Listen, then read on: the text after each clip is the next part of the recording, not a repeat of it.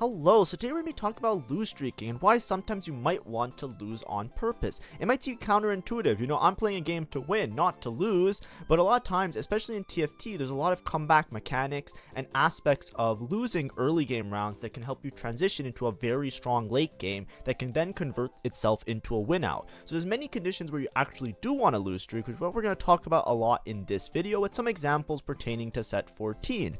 If you like my content, please make sure to like and subscribe. So yesterday I talked about the patch notes and there was a overwhelming amount of views for that video. So if you like that type of content, I will still talk about the patch closer to Wednesday. So when the patch actually releases, there'll be like a guide on top comps, and I'll also update to say like anything that was on the PBE notes that's not fully realized in live. I will then update it in that video. But on this channel, I usually do daily TFT guides, either talk about particular comps or different aspects of the game. So if you like that type of content as well, you'll be sure to see it because it's going to be happening daily, and I've been doing it daily for like almost 2 years now. So look forward to that. But anyways, like and subscribing does help me out, so make sure to do it if you can.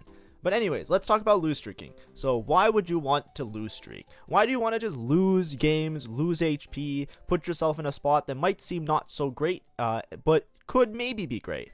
The idea is that when you lose rounds early, a lot of times it's easier to make econ intervals. When you're trying to win, or when you're trying to win rounds, you're buying units, you're upgrading units, you're pushing levels, you're doing things that cost gold. If you're not using your gold, if you're just making econ intervals and you're just expected to lose a round, you don't care too much about upgrading your units. You don't care too much about like pushing levels or anything like that. You can actually make econ intervals, which can help you to have a huge gold lead on the rest of the lobby. And gold is very important. It's very fundamental, and you need it to do everything in TFT. Every interaction you have in the game requires gold. So gold generation is huge, so it can put you at a big advantage that way.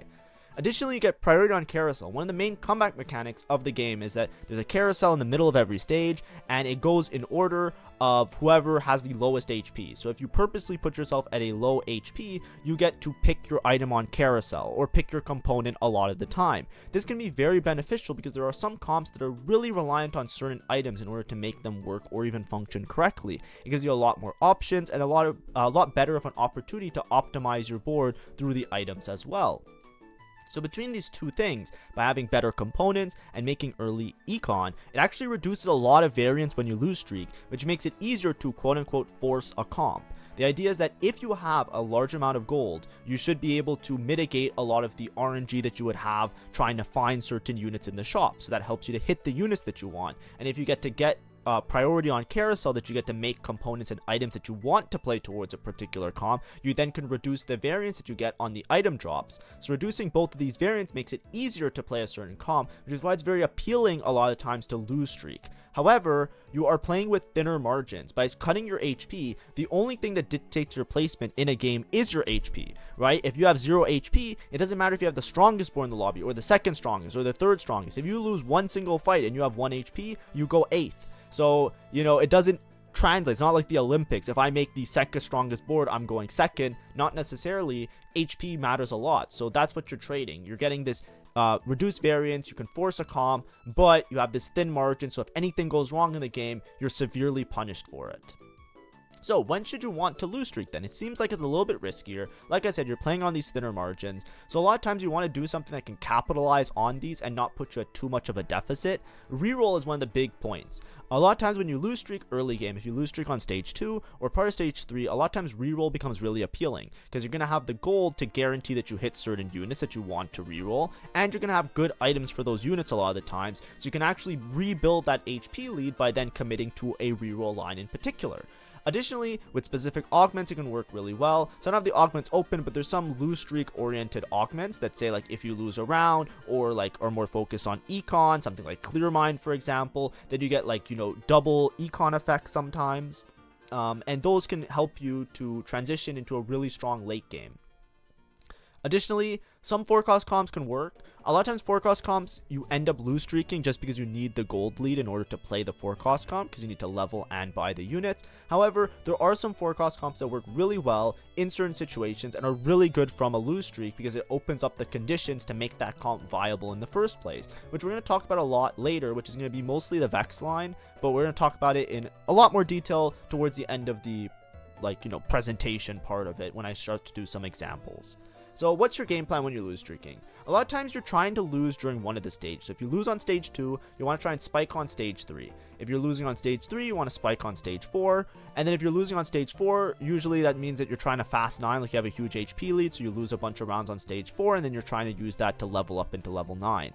A lot of times I would say you often don't want to lose more than one stage. When I say that, is like usually when I say lose streak, I don't mean that you're going to lose like the entire game and then at 1 HP you're just going to turn it around on a dime. A lot of times it makes sense to lose, for example, all of stage 2, and then you start to roll a little bit to stabilize so that you spike on stage 3, or equivalently if you're like, you know, whatever win streak or lose streak on stage 2, if you're weak on stage 3, then you can set yourself up for a nice stage 4 or stage 4, etc.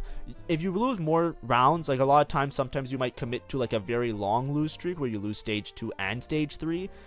These are obviously going to put you at a lot lower of an HP threshold, so you're going to be at a lot thinner of a margin, and that's where it becomes a little bit more risky. But a lot of it comes down to your spot, the augments you have, and the comp that you're actually going to try and play towards. Because if you're not playing towards a comp that can win out on a dime, and you don't have a good spot for that comp that you're going to win out on a dime, then you're probably just going to go 8th because you won't have enough HP in order to realize some of these other boards that have a lot of moving parts to them. So let's talk about some examples right now. So the first example I want to talk about, they're going to be kind of linked to each other a little bit with a similar idea, but we're going to talk about one reroll example and one forecast example. So let's talk about a reroll example in this case. Let's say you want to play around Vygar reroll. When you're playing Vygar reroll, a lot of times you're playing Cyber Boss with Techie, and it looks something like this as your final board. It doesn't necessarily have to be exactly this, but a lot of times it looks something along the lines of this board. Do you and you and you and where's Nico? Nico and somebody else, sure. But let's just start with this, right? Your board usually ends up at a state that looks something like this towards the end of the game. The idea is that you're playing Vygar reroll, you're going for 3-star Vygar. If you can, you also go for 3-star Shyvana, and sometimes you go for 3-star Poppy, and eventually you end up with a board that looks something like this, where you're playing 4 Cyber Boss, 4 Techie. Usually this line is really intertwined with Street Demons, so a lot of times you end up playing towards the Street Demons, where you play some extra copies. Like sometimes you can drop like Zyra late game, and you can play like a Viego, and then you can play an Echo, so you get Strategist in, stuff like that. I'll just put Echo on the board just for the sake of example, but a lot of times your board ends up looking something like this, approximately. Whenever you're playing around Vygar reroll, something that's really important is that with reroll lines especially, usually they're very particular about their items because you're 3-starring a low-cost unit. So a lot of times these low-cost units don't necessarily do as much as their higher cost counterparts. Their ults are weaker, their stats are weaker, their abilities in general are weaker. So a lot of times what you want is to have really particular items that bring out the most of their low cost abilities, and then 3-starring them gives them a huge oomph in terms of damage output and tankiness or stats, depending on which one, if they're a frontline or a backline unit, which then will allow them to behave similarly to some of the high cost units.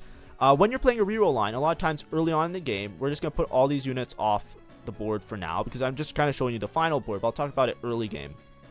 Early game, your Vygar is usually not going to do too much damage on stage 2 unless you have really good items. When we're looking at Vygar, he's a low mana unit, so a lot of times the item that you want to have on him is blue buff, and then there's a different array of different items you can kind of build around with him. So often you'll see something like Jewel Gauntlet Guardbreaker is just a really good item pairing. I talk about it a lot in a lot of my videos. It's basically like it makes your ult crit because that's what Jewel Gauntlet's effect is. And then Guardbreaker, it gives you damage amp, it gives you a bunch of stats, but it also is made with a glove. So it gives you critical strike chance, which then plus the Jewel Gauntlet, which makes your ult crit and has critical strike chance. You're just going to have a critical ult more likely, which is going to help you out significantly in order to just like burst through damage. And this set works really well with him because you get some damage amp, you get some critical strike on your ult, and then because he's a Techie, you're also going to have a lot of base AP because Techie gives him base AP. So you have a lot of base AP, you multiply that by crit, you multiply that by damage amp, he's going to be one-shotting units.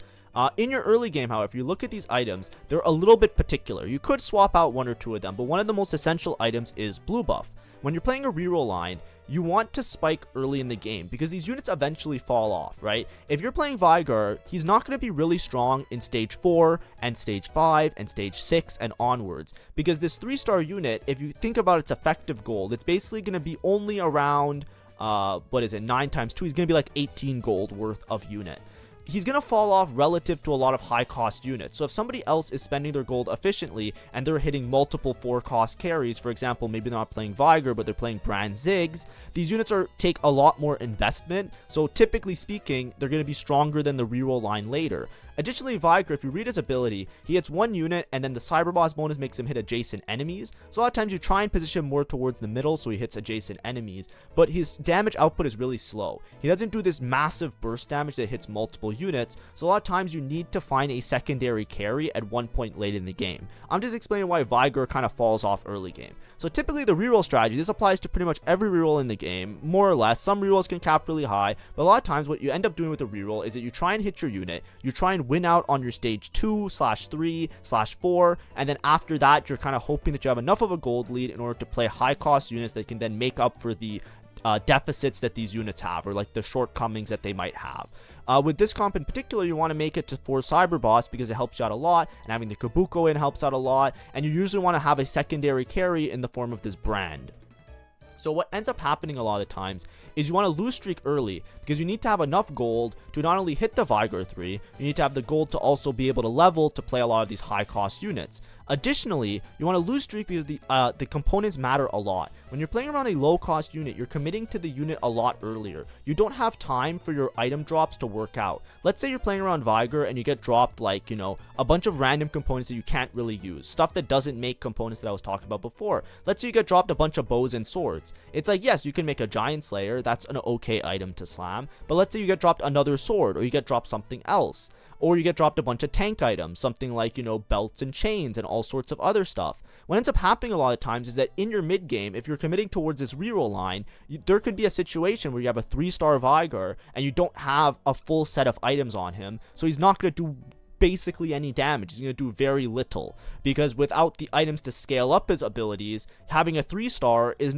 almost no different than having like a random other unit doing nothing on your board, because they both do nothing, right? It's a very little jump unless you have the scaling of the items to actually do damage. So because you're committing to this board a lot earlier and you're playing a low cost unit, a lot of times you need to guarantee that you have certain items, namely a blue buff. A blue buff is really important to get the Viger to cast repeatedly because he has a very low mana threshold. It's going to be very inefficient if you give him a Shojin or even an adaptive helm. So a lot of times blue buff is essential. And we haven't talked about it yet because I haven't done my item guides, but I'm going to be doing the item guides later this week. Something you should note as well is that a blue buff uses 2 tiers. Whenever you get dropped a component, it's going to be very hard to make items that use 2 of the same component, because you are less likely to get dropped the same component repeatedly. Component drops aren't like a 1 out of 8 chance. Component drops are basically like you have a pool of items that you can get dropped, and every time you get dropped a component, it then removes that component from the future potential drops, so you're more likely to get mixed components than repeat components. So blue buff especially is really hard to make a lot of the time. So if you're trying to commit to a line like this, you not only have to manage the fact that this unit falls off late game, you have to manage the fact that you need items that are potentially hard to make early game and are very particular, and you also have to manage the fact that you need a lot of gold in order to play this. So a lot of times what you end up doing is you lose streak on stage 2, and then on carousel you prioritize whatever components you need that are ones that you might not be having in your bench or able to make. So for example, if I have a tier and I have a Viger spot on my first component carousel, back when I have like, you know, no Viger 3-star, no Shyvana 3-star, no nothing, early game I'll probably decide to lose streak even if I can play a stronger board, because I want to guarantee that I have the econ in order to hit my units, and additionally I want to be able to make a blue buff. So I want to prioritize having carousel pick so I can get the extra tier that I need in order to make the blue buff for my comp. That's the idea with reroll. And then because I have blue buff, on stage 3 I can invest my gold, get upgrades to my units, and then I will make up that HP deficit by winning out on stage 3. And then on stage 4 I can go for Viger 3-star, stage 4 I'll have all my 3-star units, and then I will basically have this HP to work with so that by the end of stage 4 I can then start pushing levels and hit the higher cost units to then cap my board late game to convert it into a top 4. If I don't have all of these things working for this particular comp, in this particular example, a lot of times it might end up just being a bot 4, and a lot of it starts from my early game not guaranteeing components, not guaranteeing the gold, and not putting myself in a spot where I can hit and then push levels and then still be strong during my early game stages. That's why a lot of times with rerolls, because you're committing early, you care a lot about having the components that you need earlier in the game rather than later in the game. let's talk about a very practical and like, you know, Viger's practical, but he's not as common as a comp, I would say, in the current landscape of the game, like patch 14.3. One of the most common lose streak comps is Vex. So why is Vex such a common lose streak comp? Well, Vex has a very similar concept to Viger, is that she needs very particular items. Vex, you usually want to have blue buff, of course, because she's a low mana unit, so the blue buff is going to be very efficient and very effective. But also, she has this retribution ability with a passive where the Omnivamp converts into extra true damage. Like, not like real true damage, but it converts into bonus true damage. And the idea is that it makes Gunblade very good on her. Right, having a unit that has Omnivamp like built in, but also getting the extra Omnivamp from Gunblade with the ability stats on the item itself is really important. So if you're playing Vex, you have a very particular set of items that you're always going for. You're going for blue buff, Gunblade, and then the last item that you usually go for just to complete it out. Her ult crits already, so damage amp and crit strike chance works really nicely, so guard breaker is usually a go-to. The third item has a little bit of flexibility, but the first two items are very unflexible. So in order to play around Vex, a lot of times you need these particular things, or else it's not even worth playing the unit. It makes the comp very forcing, but at the same time, it makes it really good from a lose streak. Now, that's one missing component of it, right? We talked about rerolls with lose streak. Rerolls make sense because if you spike really hard in stage 3, you can make up your HP deficit. A lot of times with 4-cost comps, if you play them from lose streaks, the comp has to be very stable with very little. So a lot of times when you're playing around Vex, the you know, level 8 version of this comp, obviously it can cap really high by playing around 5 costs, but the low cost version of this comp plays around Exotech, which is actually a very efficient trait for what it is. A lot of times you're going to be playing around low cost units, so as you can see, a lot of the units on this board are not going to be super expensive, and your board ends up looking something like this on level 8. The reason this board is really strong is for two reasons. Number one, minus the Vex and the Sejuani, you're playing around a lot of low-cost units. These low-cost units are going to be not super expensive, so especially if you're playing from a lose streak, it gives you a lot of wiggle room, so to speak, so that you can hit your board and upgrade your board without needing to like upgrade a whole bunch of units. Compared to some other boards that play 3 or 4 cost units, they become very expensive very fast, so it's hard to find those upgrades and to stabilize. This board you can often stabilize with having all of these units 2-starred, which is not super expensive, and then with a Sejuani 1 and a Vex 1. This board is actually super stable with Sejuani 1 and Vex 1 because Exotech is very efficient by using low-cost units to give your board a lot of HP. Based on the amount of items that you slam, if you have 5 Exotech in, you're basically going to get 2 Exotech items, which give you like a huge like component lead a lot of the time in a lobby. So you can get an extra tank item or an extra damage item, which helps out your whole board. But additionally, every slammed item gives you extra HP on your units. So you're going to have a lot of effective HP on your board. Even like units like your Jax or your Mordekaiser, if you have extra tank items or extra components, they can end up tanking quite a bit because the Exotech trait is very good at just giving these low cost units as well as the high cost units some extra HP. Additionally, Vex pumps out a lot of damage and can help sustain your board pretty effectively because she has Gunblade. So a lot of times she's not going to get easily sniped because she can re-heal herself back up. And additionally, some of your frontline units can heal up quite effectively with the burst damage that she does from her Executioner trait and critting ults and all of that joy and wonderful stuff. Additionally, you have Divinicorp, so Gragas fits in nicely into this board, gives everybody a little bit of extra HP with the Divinicorp bonus. What I'm trying to say is that this is a board where, out of a lose streak, it's a very comfortable option to play. And you can often see this board being played with Cypher, because Cypher is something you dedicate yourself to lose streaking a lot of the time. But this is a board that makes sense. There's some boards that don't make sense, for example, like Marksman. Marksman, for example, might be a little bit awkward because, like, you know, you have a lot of units that you need to upgrade in order to be stable, and you're playing a lot of units that are expensive, so it's a little bit awkward.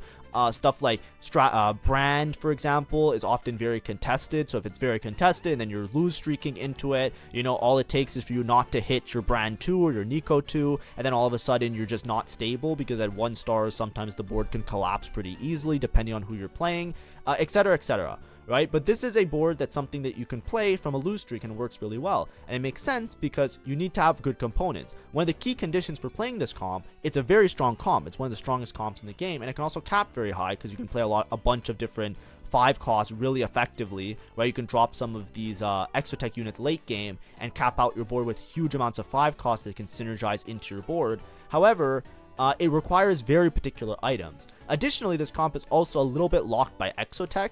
If you're playing it from a lose streak especially, you want to make sure you have good Exotech items. Typically speaking, you want to make sure that you have Hollow Bow or Hyper Fangs. These are good items on Varus. Hyper Fangs I think is better, but both of these are really good Varus items. And then you want to have one of the tank items that you can then put on the Sejuani or the Mordekaiser in order to make up for having some extra tankiness in the front. But typically speaking, you want purple or blue. I think green is also okay, but some of them are a little bit better on Mordekaiser. But either way, you're looking for some arrangement of a Varus item and a Sejuani item in order to play 5 Exotech with this line.